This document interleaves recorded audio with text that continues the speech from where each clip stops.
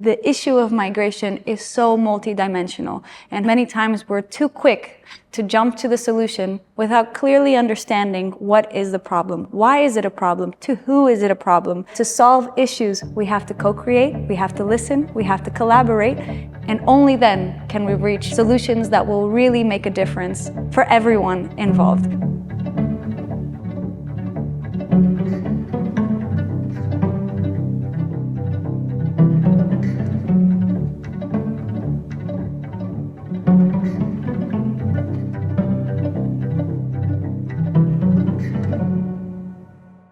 So I come to know about the Lisbon Project as a couple of years ago when I was working on another course. I did some research and read about Lisbon Project and reached out and then went to one of the Family Friday, and that kind of added to my interest. One of our board members at the Lisbon Project, Paulo Oliveira, is friends with Anne-Laure, the professor of this course, and so she connected us, and through that connection, through that relationship, we realized that we could really partner here to do something where not only it's an educational experience, but then there's real results and a real impact at the end of the day. It started as like a pilot and then turned into like curiosity, and now it's like really more of a relationship with like multiple other people being added and coming in and out, which I think is the beauty and richness of collaboration. Design thinking is a method or an approach to problem solving that is very deeply contextualized. So it assumes that you cannot come up with solutions if you don't understand what is the problem as experienced by people. Good ideas are good as long as they're meaningful to the people who are facing an issue or a problem. And so you need to get their input all along the process, and you need to be ready to iterate. The course itself is very much a representation and embodiment of iteration. This was very important because it brought the problem directly to inside the room. And for students to really connect with someone that is going through the challenge that they are embracing was very important. This course in particular is exploring one particular way of doing design thinking, which is participatory or co-creation, by engaging migrants that we call consultants who come and are part of the course and work with the students to co-create solutions. I came in Portugal in November 2023. My husband came in a year earlier, and my children and myself joined him on family reunification. I am a single mother of two beautiful daughters, and I've been living in Portugal from like 2 years now. I've been here since 2022. I have come with my family. I came on family reunification with my kids, and my husband came on work visa. I'm from Bangladesh, and I'm here almost, it's more than 3 years. I came here because of my husband have profession, and here. As a consultant, my main responsibility is to walk the journey with them as a person on the move. We listen, and if we can get a suggestion or can give them any information, we are trying to give that information, because without information, any kind of research is not possible. So we are here to tell them our stories and then make them understand how things works for us, which is very different from what they have seen or heard. How you feel or how you deal with the situation, how you start your life in a new country, and what you can do afterward. So yeah, we are actually, through our life, they are learning so many things, that the challenges we face. They are just individuals with expertise, lived experience, knowledge. So that's the reason why, in fact, we chose to use the term consultants, because I think it's to basically say that their current lived experience as migrants is not who they are. When I came to Portugal, things were really complicated in terms of obtaining some documents, your identification number, your finance number and stuff. Renting a place was really difficult. It was really a challenging task to do. You have to pay around 2-3 deposits and some advance rents and stuff like that. And still even after paying all that, you still have to have certain documents, which we didn't have in the beginning. I was like searching for jobs for almost 7 months. But luckily I was with my daughter, so my daughter get job right away, I think within 2 months. So it was like with one salary we were managing somehow. The biggest difficulty, I must say, the first thing, which is obtaining the finance number, the NIF number. Like you have to have 2 Portuguese people who can be your witnesses, and then you can obtain the NIF number, and everything start with that NIF number. You cannot start anything without that number. But the person who is like extremely new in a country, then how it is possible that that person knows somebody? Why someone would take your guarantee? Like where you find a people who can take your guarantee when you are new in the country? So that, I think that is the most difficult part, and that is most unusual part for me, that from where you find people who know you and who can sign for you when you are very new in a country. You just like come into the country 1 week before and you search for a people who actually know you. So that was the difficult part actually.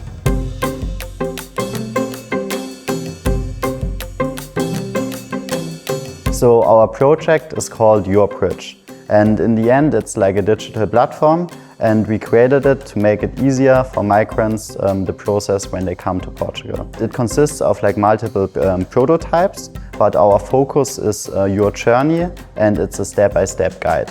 It starts with the pre-arrival planning and it goes like until they find employment in Portugal. And what we want to do is we want to give them like the concrete steps and also like what to do, how to do it, and we reference like support organizations to make it less overwhelming and just to make the process more clear. What we are super proud of and what's really cool is that we were talking with LabX, and we will incorporate our work in a future service of them. So basically after the course finishes, we will hand over our project to them, and they will further iterate it, they will publish it on their website, and make sure it gets better and better, and finally helps migrants out there. And it's nice to see that it remains useful beyond the classroom. Here we have no relatives or I have no friends like in Bangladesh. So it was very boring part for me, and I'm totally getting depressed because of this situation.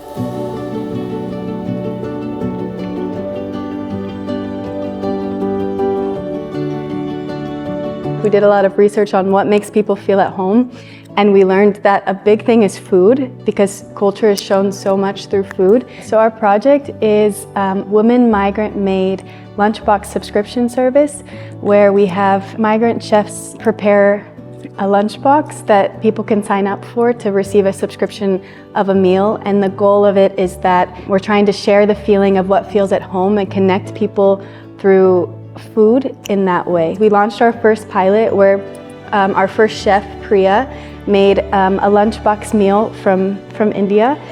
And we gave out 5 free lunch boxes to people, and the interactions that we had to the people when we delivered them was so amazing, because they were like, oh my gosh, I love this food and I'm super excited about your initiative.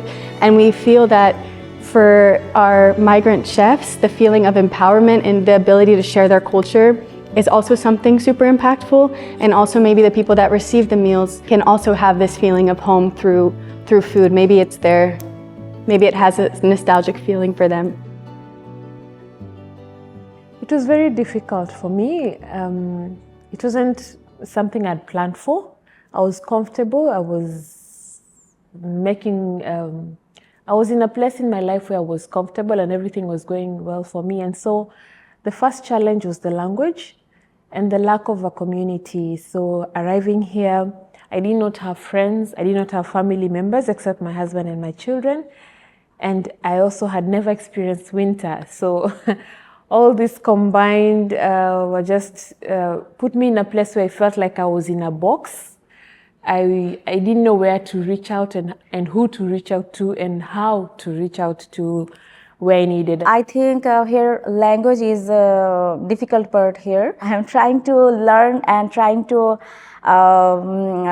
say and trying to connect with people, because if we come a new country, then we have to know the rules. What we have to do. We have so I'm trying to actually learn and adapt in my own.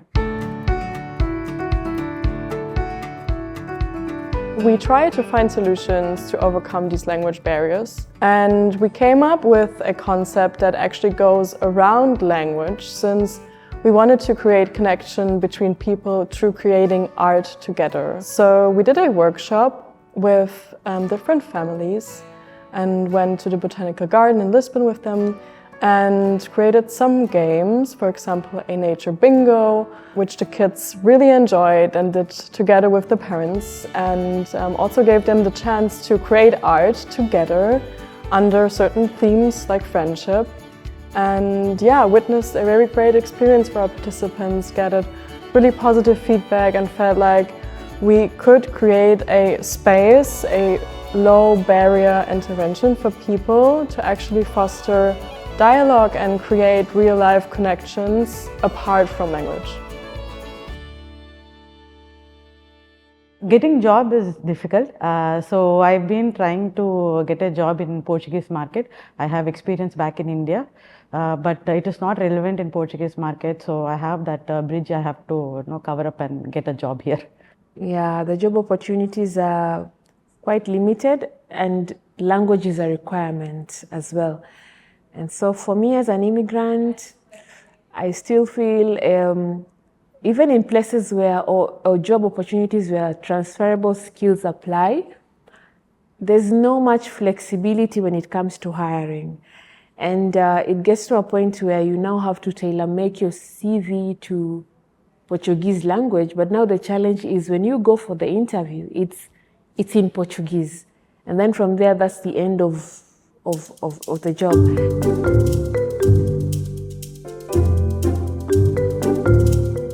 So our project is called New Roots, and it's centered around the theme of sustainable living. So the main question is, how can we help migrants and newcomers in Lisbon to actually, provide for themselves? So what kind of opportunities can we maybe give them or help them to achieve to just, make more money? And our project is about building small businesses from home.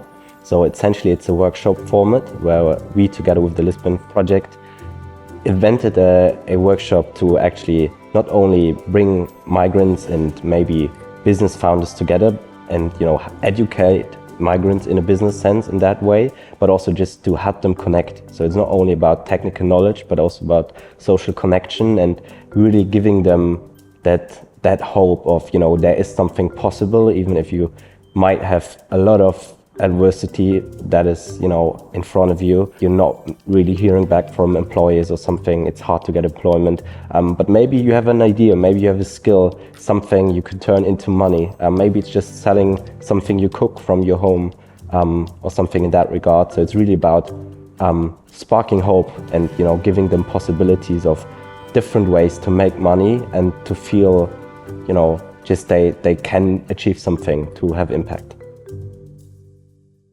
I think that one thing we're missing in today's world is like the ability to imagine positive things and that things are possible. And so I think that what we're trying to do with the students is really imagine how can we repair or build new bridges in between different diverse communities through community-led change. And so that's really what I hope to be able to create with this course.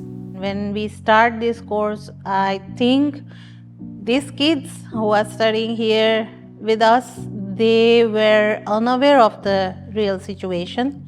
But slowly, gradually, now by this time they really understand what is happening, how things works, what are the real struggles we have. So I really feel good that at least they understand, because this is a new generation. Maybe tomorrow these people will go to some higher places and they have the ability to make changes. You know, at the end of the day, you know, it could be about a program, a product, a service, but what I'm really trying to get at is students to start asking questions and having conversations. There are so many things that we thought we knew, but apparently we don't, because it's more complex than what we thought. That's number one. But the second one, it's also not as complex as we thought, because sometimes we are overthinking things. I vividly remember one of the very first classes where we had like our primary research sessions and where we talked to the consultants in depth for the very first time, and they shared their stories. And that was really a moment where I personally understood how privileged I am and how different, you know, perspectives on life can be. It's not only about talking and about doing something and about putting something into the world, but also about listening. And that's even more important, because before you draft your story, because you test your prototype, you have to understand what the real needs are in that world. That's also what makes this course very special, that the connection to the real world and to the practical things we can apply is way different than in a solely theoretical class. I think it's important to remember that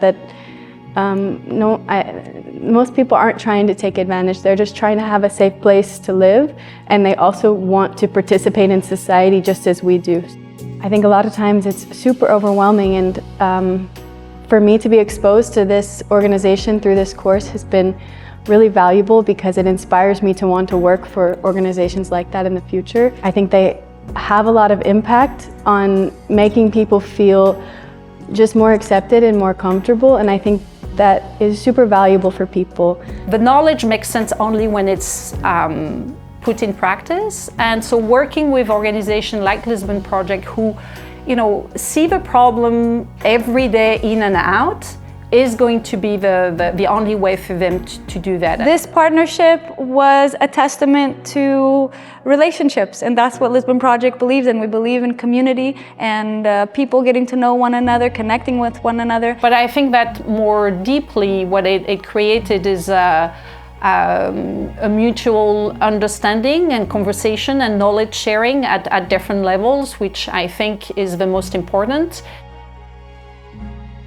You know, we can teach a lot of things in our classes, but they have to be connected to the real world. And for me, when I have like, you know, a consultant that sends me an email and say, hey, I have this idea that I'd like to share with the students, or hey, could we do something like that? This is success.